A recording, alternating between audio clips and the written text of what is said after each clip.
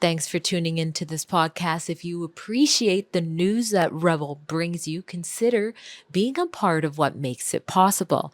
You can do so by subscribing to our exclusive content at rebelnewsplus.com. That means get exclusive shows, documentary, behind the scenes, and more. And it's for a cheap price as low as $8 to start. We appreciate your support.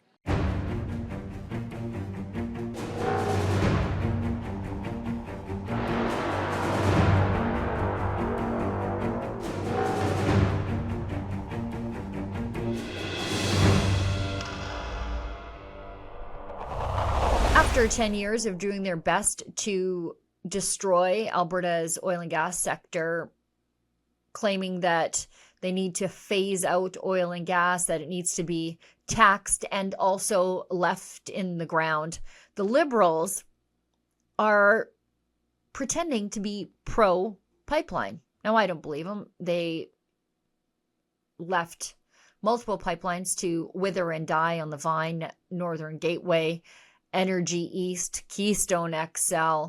The only one that they did push forward was the one that they bought from the private sector, Trans Mountain, $5 billion pipeline project that is now 700% over that budget.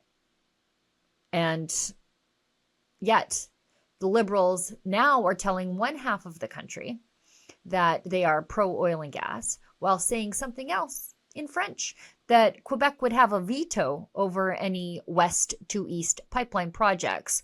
They have also said that Alberta's oil and gas should be a bargaining chip in some sort of trade and tariff war with the United States.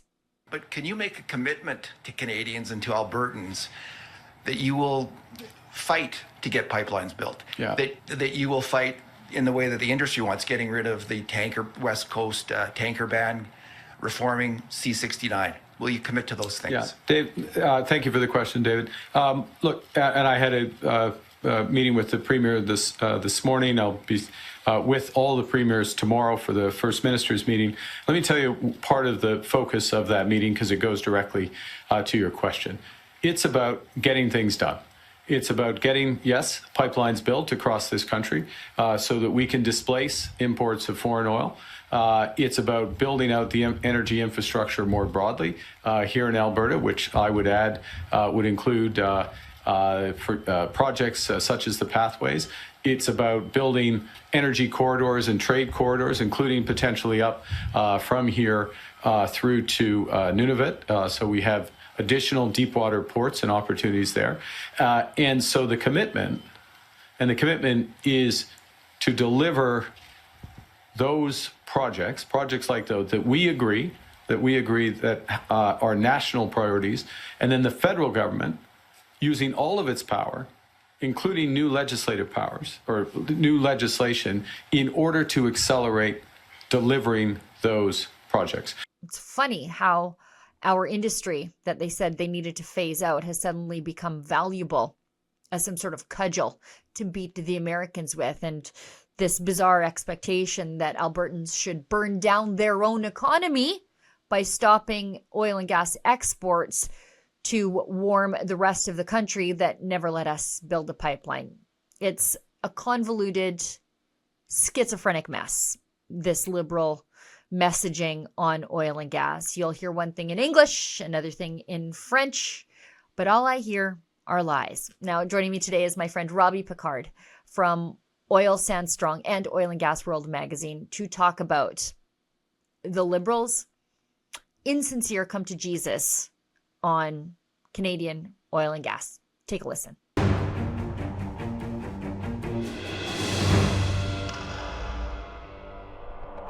Joining me now is my real life good friend and good friend of Rebel News and Freedom and the oil industry, my friend Robbie Picard from Oil Sand Strong and Oil and Gas World magazine. Robbie, I wanted to have you on the show for a bunch of different reasons.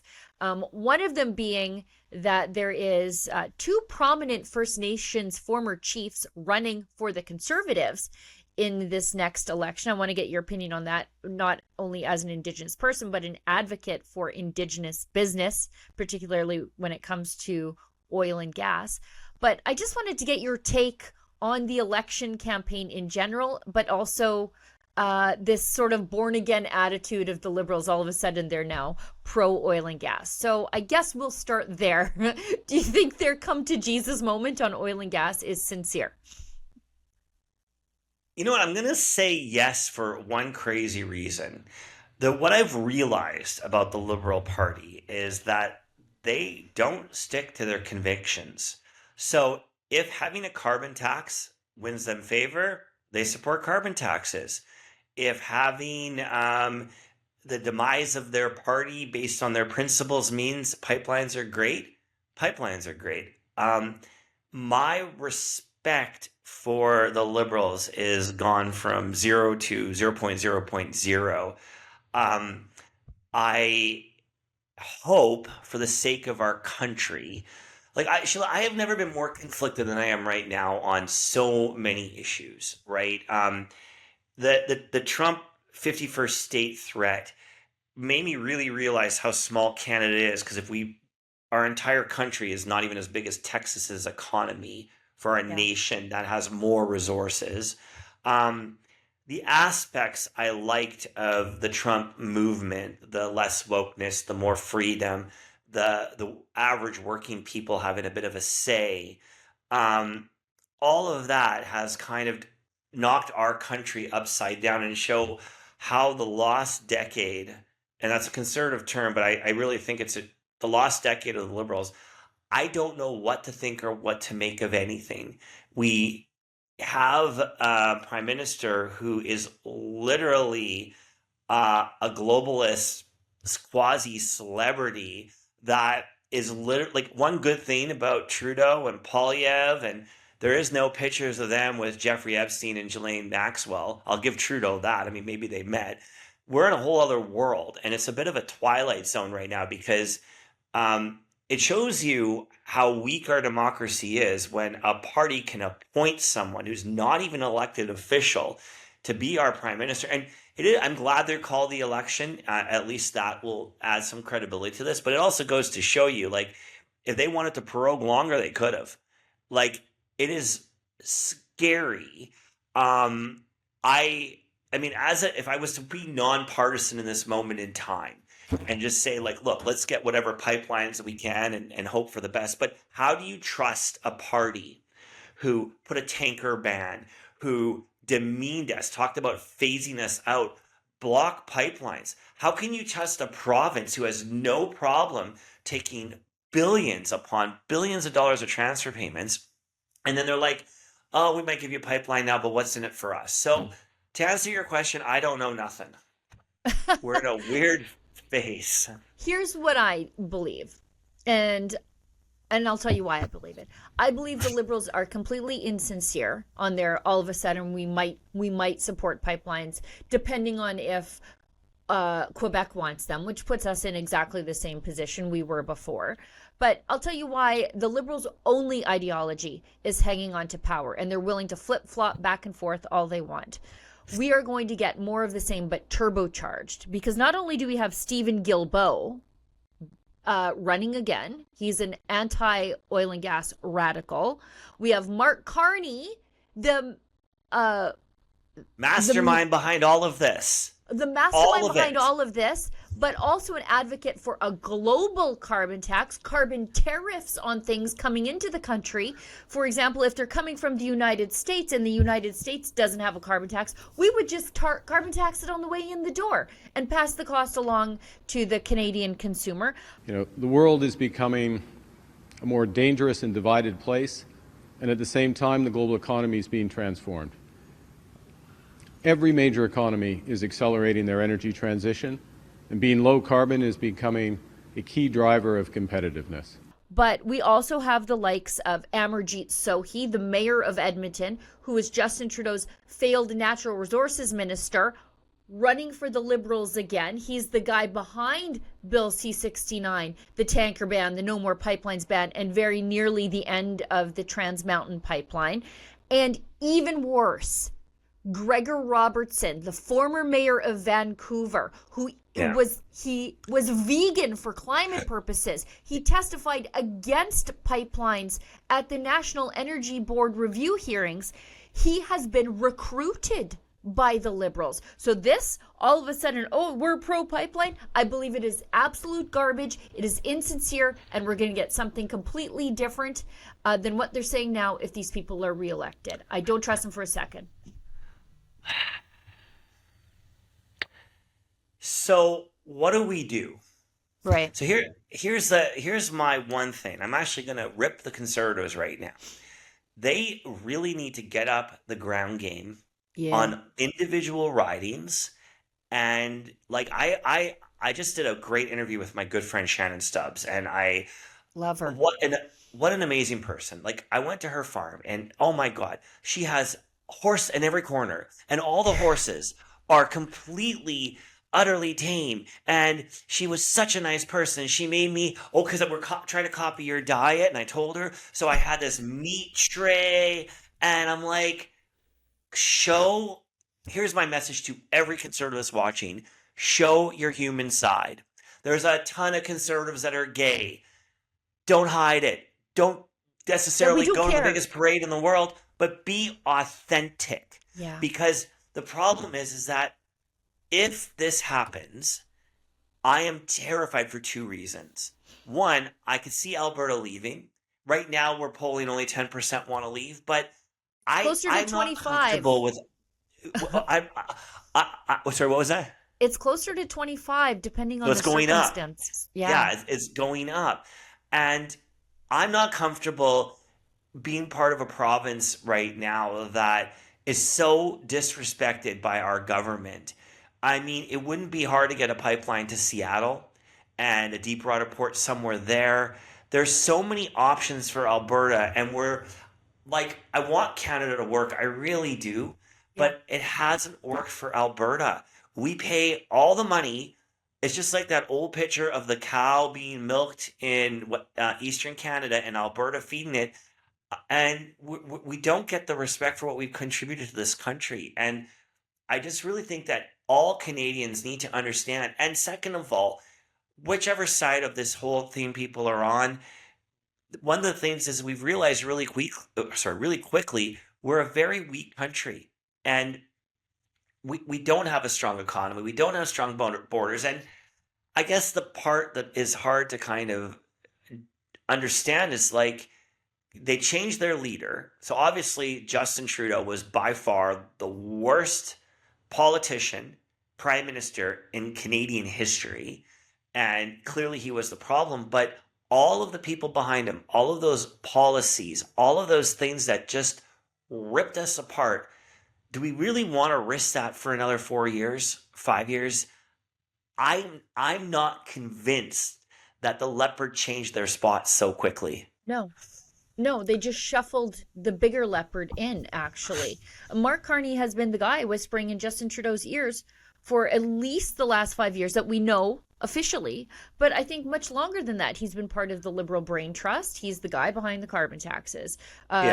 He's the guy behind all the economic policy that has laid waste to this country in the last 5 years. And then we find out more and more about how he is taking advantage of his connections to get around the economic policy he's advised the Liberals to impose on the rest of us. For example, as we're recording this, it's Wednesday morning, we just found out that the Liberals, Mark Carney, through Brookfield Asset Management, was using a Bermuda tax haven to give benefit to his shareholders while advising the Liberals to impose onerous taxes on the little guys like you and me. I think we're getting more of the same, but turbocharged, because Mark Carney has all the charm of an undertaker. Well, I think the other problem too that you're facing is before you were dealing with a drama teacher who thought the budget was going to balance itself, and he had a lot of puppeteers steering him, and I think his drama, his theater served him well when he was making being an speeches. Actor. Yeah, he was a good actor. But yeah, it's definitely Carney in the coal mine right now. So I really, like, I'm hopeful. I believe in Pierre Poilievre. I know Pierre, personally, like, and I just, for the sake of all conservatives, upgrade your social media, show some human sides, show that you're not all monsters, Yeah. like find common ground. Not everything has to be a fight all the time. Show that personal side. Like Polio did a beautiful picture of him and his wife in Sudbury. I loved it, right? And I like Polyev. I think that, we talk about, you make the argument of career politicians, and you can make the argument, but the guy has very seasoned. He's super intelligent. He understands the economy, and he's been fighting. His message has never changed or shifted. Right. He comes from a diverse background. Is he perfect? No. But he is by far, I think he's the prime minister of the moment. And Yeah. we don't need necessarily Springfield, a Springfield sales guy coming in to sell us a monorail right now. Right.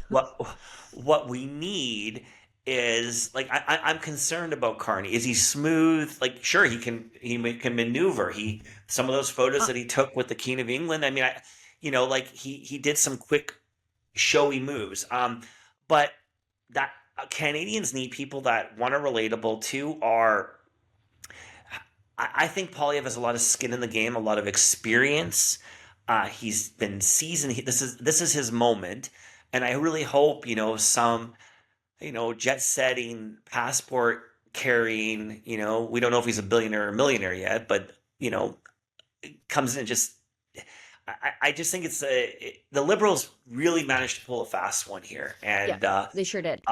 yeah, and you got to give them credit. Like they understand how to maneuver, but the reason we're in this 10-year of decay is because of their destruction of our energy sector. And frankly, I don't like letting Stephen Guilbeault and Jagmeet like kind of determine the policy. We haven't. It's been a lost decade of just pure incompetence, in my opinion.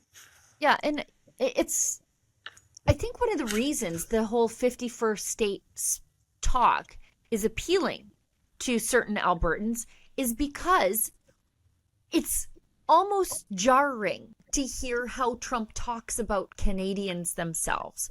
Yeah. When he talks about the government, he talks about how inept they are and how difficult they are to deal with and how nonsensical they are. But when he talks about the country and the people, he uses words like cherished and loved and beautiful. And for the last 10 years, we've been told how terrible we are, how genocidal we are, how racist we are, how extremist we are, how awful we are, how sexist we are, how homophobic we are.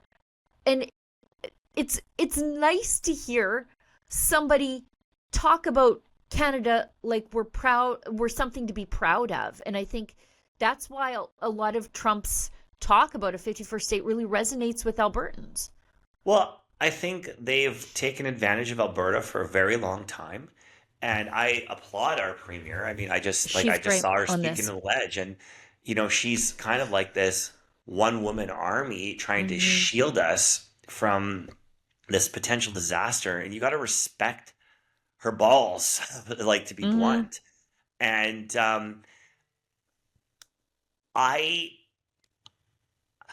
I just hope that Canada, the rest of the country, takes Alberta more seriously and helps us get Tidewater pipelines so we can supply the world with energy. I really, truly do, because I could see Alberta taking a very dark tone rapidly if they don't do something quick. So I think Eastern Canada, like, they would be thriving if we were thriving. All the country. We are the heart of the economic engine of this country. And it's real simple because those places offer services. They offer, like, and maybe a little bit of mine, like, you can say nickel or, even potash in parts of Canada. But oil, you sell it, you get a tax revenue, which pays for schools, programs, daycare, all these things that they love out in the East, in the eastern provinces. The more pipelines, the more market access, the better our country is as a whole. So I think it's pretty pathetic that it took us all the parties, this type of shakeup to look, let's put Canada first. Yeah. Now, I wanted to talk to you. Well, actually, I'll let you go first. You wanted to talk to me about Jagmeet Singh, and I'll just tell you a little anecdote. So, Okay. last night, rallies were held by the NDP and Pierre Poilievre's Conservatives in sort of the same region. The Yeah. reason I know this is because I was able to deploy David Menzies to both. He went to the NDP rally with Jagmeet Singh. He saw about 50 to 60 people there. He went to the Poilievre rally, closer to 5,000. And so that's why I'm not inclined to believe the momentum that the Liberals have, although never count out the tendency of certain white liberal boomers to screw the rest of us over.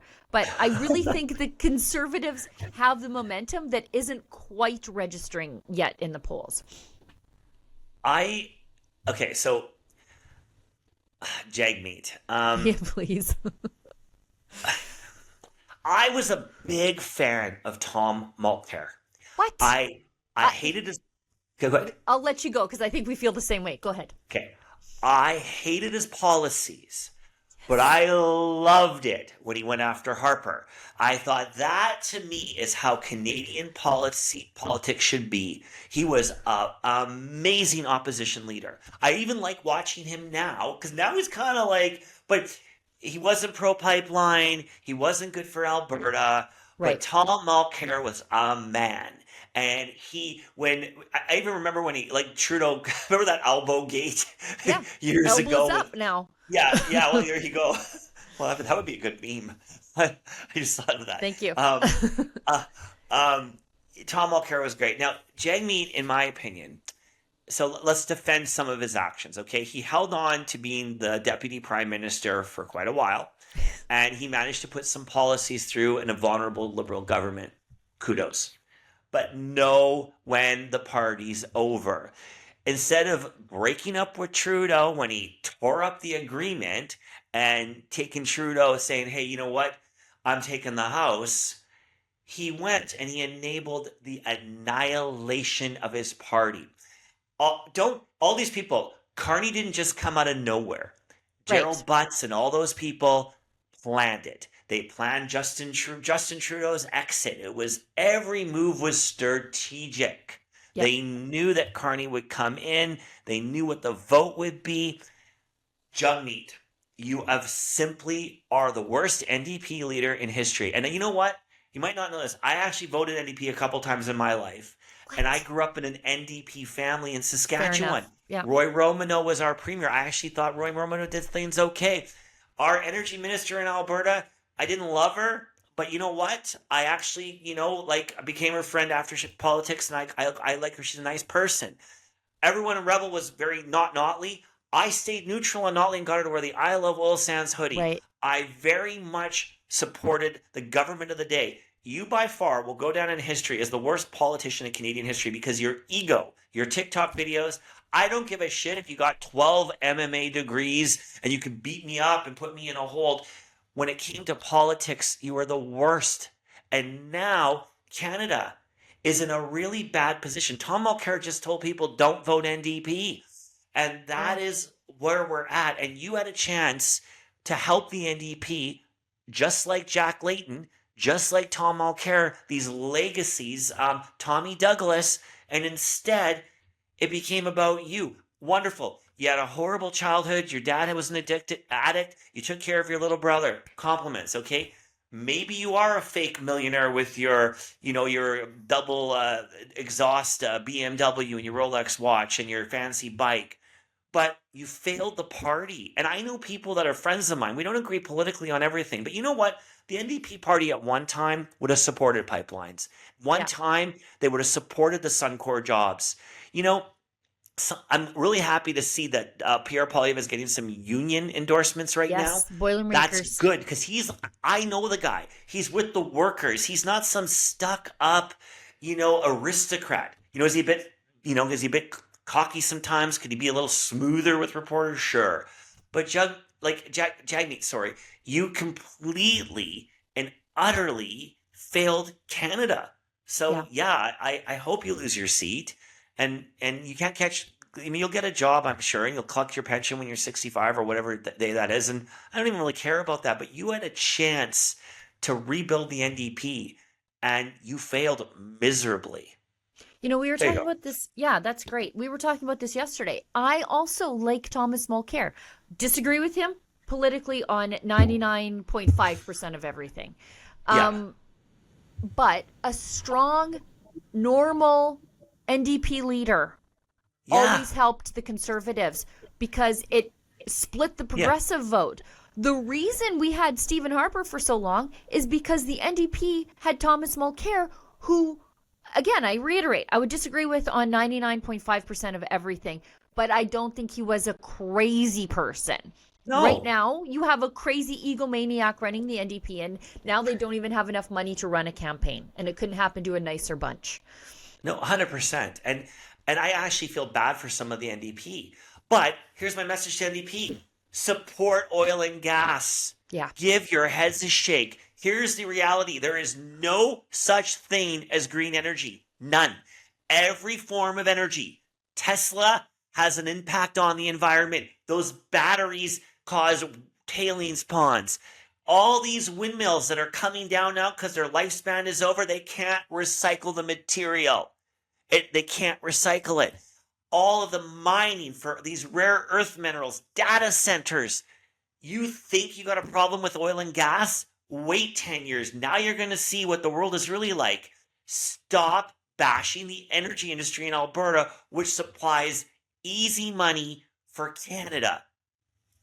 Now, I want to ask you about something that's sort of near and dear to your heart, but also in your work, in your marketing company. Yes. You work very closely with Indigenous business. Yes. And you're Indigenous yourself. And I just noticed something, that there's been a real shift in the Conservative Party in that they've actively recruited some pretty high-profile pro-business former Indigenous chiefs. I think the one that I am most excited about is Chief Billy Morin from Edmonton, young former chief of Enoch, so pro-business, so pro-oil and gas. Enoch, I remember, was a scary place to be.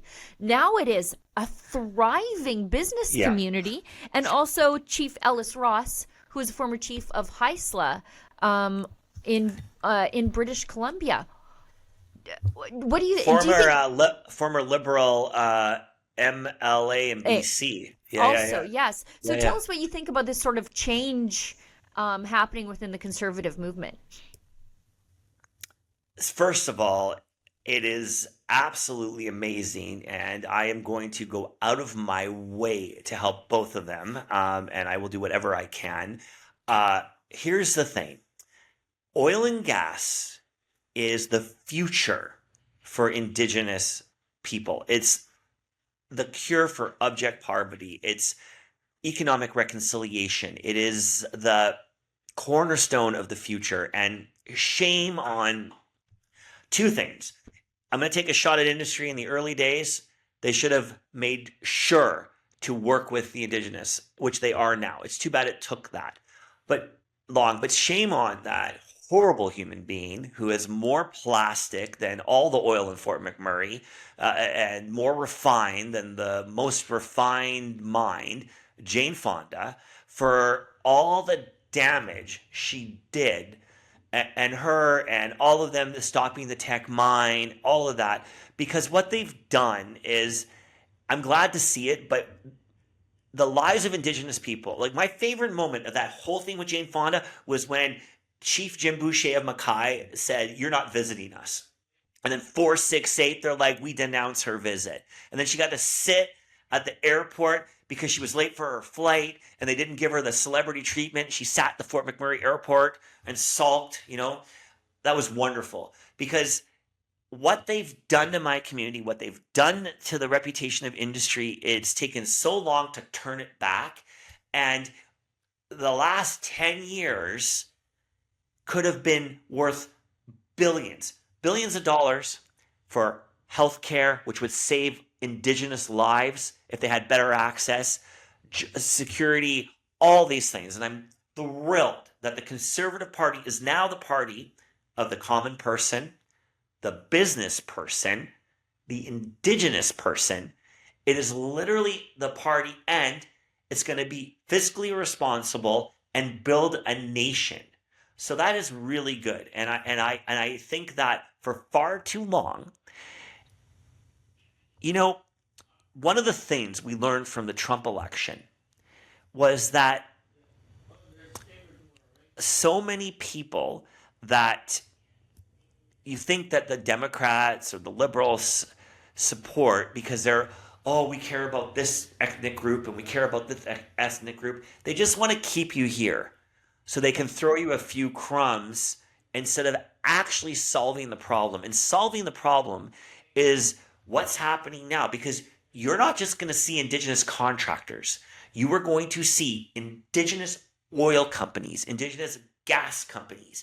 And through that, you're going to have CEOs that have Indigenous backgrounds running these companies.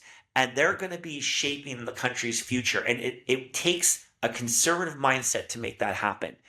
And a need of people to not to want more, to dream big, to want to own a home and have a future. And that, to me, that's why I'm behind Poilievre, because I see it. And the Liberals for so long were just, it was almost the weirdest. We're going to support the Trans Mountain Pipeline, but it's going to cost $24 billion. But we're going to ban oil over here, and we're going to do this. And by the way, we're going to phase it out, but we still need it. I mean, that tickle trunk for Mr. Dress Up. I mean, what's really funny? Mark Carney was interviewing or had a conversation with, Mike Myers. And they talked about Mr. Dress Up. Of course they know Casey and Finnegan and all that, because we just had the worst Mr. Dress Up prime minister in Canadian history. Yeah. Like, come on. And even that, like, I actually have nothing against Mike Myers, but I mean, come on. You're worth like $300 million. You're a famous actor. Oh, I'm popping in to check on things. Elbows up. Wonderful. Good for you. You know what I mean? But maybe you should understand that Canada, for the past 10 years, has had the worst decade of growth ever. And you really haven't been. I'm not saying he's not Canadian, because he's Canadian, and he has a right to do that, but I have a right to criticize. And it's like, all of you Hollywood elite are so out of touch with what has been really happening in Canada. You need to have your head examined, and Canadians need to not just jump on board. Oh, he's our savior. No, that party is why you are where you are, and that party is where we are. Like, one of the reasons that Trump and Trudeau had such a thing is that moron went and said, how dare you Americans vote for Trump? You should have voted for Kamala Harris. And by the way, I'm a feminist. No, wait, I'm a Zionist too. Like, every minute he's the new thing. That is why Trump is angry at it. I'm not defending Trump. What I'm saying is that it surely didn't help. It certainly didn't help when he didn't maintain that relationship. One thing that I actually think Trudeau had going for him is, at one point there was a bit of a friendship. Ezra Levant tweeted against Trudeau, and Trump defended him in a tweet. I don't know if you remember that. Yeah, I remember that. Yeah, and it's like, okay, maybe it's not as bad, but you sure blew that relationship, Trudeau. You did. So anyway, Trudeau's gone. I don't want to swear in my wonderful office by saying his name any more than I need to, but I'm thrilled that there's Indigenous chiefs running. I hope they win, and I hope Canadians embrace this country in a way like we've never done it before, and do not fall. Let's not be the battered spouse, and understand that the Liberal Party has been an abusive spouse to Canadians for the past 10 years. And just because one of them got a makeover and got their hair done, and, well, I don't know, that's definitely a bad analogy. But regardless of that, they've fluffed up the furniture a little bit. It's still the same house. Yeah, they beat us up for the last 10 years, and now they're showing up with flowers. Yeah, we have Stockholm syndrome. Exactly. Well, Toronto maybe does. I don't think Alberta does. No, we're good. Yeah, we're good. Robbie, tell everybody what you've been up to besides your oil and gas advocacy. You've got Oil and Gas World magazine. Tell us about that, and also how people can support the cause. Go to oilandgasworld.ca. Go to oilandgasworld.ca and sign up for notifications. This is Liz Truss. I interviewed the former Prime Minister of England. Now, she was only Prime Minister for 50 days, and I know that, and people message me that every single day, but I don't care. She's still a Prime Minister. We are in the process of interviewing Kevin O'Leary. That's going to be coming out very soon. We're going to be hosting a lot of events. So go to oilandgasworld.ca, and then on Facebook, Roy McCart, please follow me. And check out our Facebook page and buy a ton of hoodies. Like, we never sell enough hoodies. I got them in the back here. So sell them. We need to sell hoodies. We need money. Help us out. We need a lot of money. I'm taking my bus. So here's what I'm doing. I'm getting that old bus going again, and I'm taking it to New Brunswick to drive it on a racetrack as some kind of indie race thing. And then, but I need to pay for that bus trip. So buy everybody right now, buy 30 hoodies each, and we're good. And how do people buy the hoodies? Go to oilandgasworld.ca or oilsandstrong.com and buy a hoodie and support us. And the magazine is great. And watch for my interview with Shannon Stubbs at her horse farm.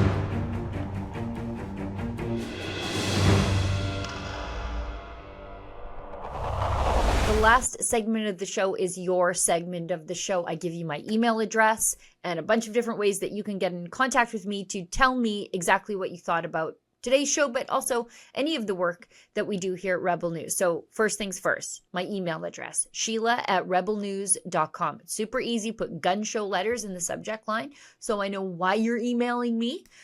Now, if that's not your preferred way of communication, leave a comment, be it on our website or on Rumble or on YouTube. I frequently go looking for comments in the comment section. I wade into the comment section sometimes. I even reply to you guys sometimes in the comment section.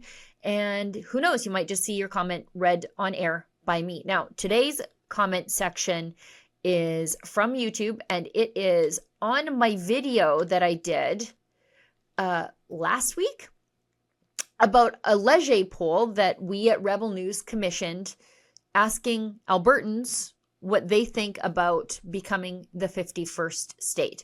Would they become the 51st state right now, today, or would they rather wait and then decide pending Carney winning the next election and with no strings attached? So no conversion of your assets 1-for-1 to the US dollar, anything like that. We didn't ask any particulars. We just said, if Carney wins the next election, would you become an American? Would you be open to becoming an American?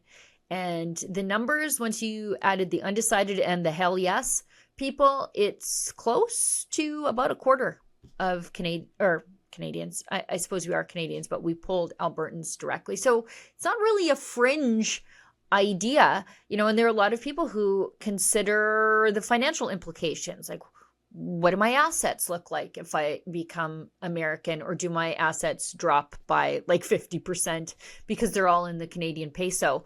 I mean, once you start adding qualifiers to the question, I think the numbers just go up and up and up. And I think if Carney does win the next election, with all of his eco-radicals that he has running for him, I think you would see that number just straight through the roof.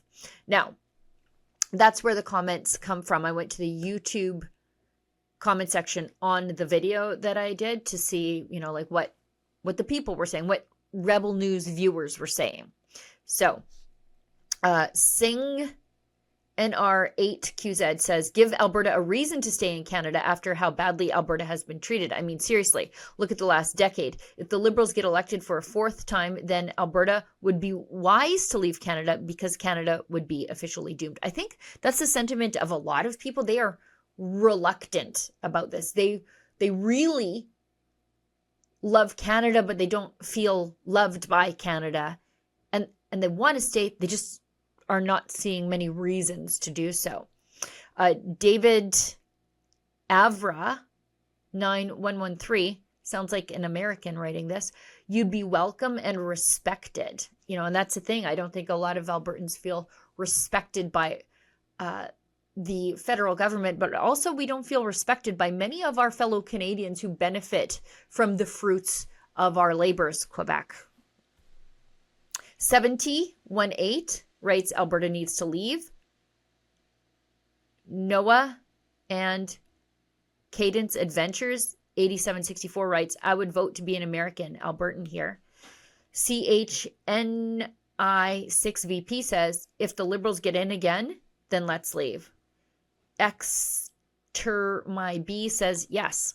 So I'm still looking for some no's. K Henderson 3693 says, I'm curious about Saskatchewan. As a Saskatchewan resident, I would prefer American citizenship over a Liberal government. Yard Prep 00, we got to get those numbers up big time. Patrick Buston 693 says, time to go for sure. Soft Whisper 142 says, yes, 100% for joining the States no matter who wins. Carl Peterson 8690, as an Albertan, I'm tired of being treated like a colony. Ontario and Quebec have all the control and take our earnings. They give nothing back except looking down on us. Uletsky says this Albertan wants to separate if the Liberals get back in. Let's keep going. D Par YD says, I'm from Saskatchewan and I'm tired of the way Eastern Canada controls the vote. Aiden T6469 says, I grew up loving Canada. The Liberals murdered that love. I'm an Alberta man now. Yes, I would vote to join Trump's America.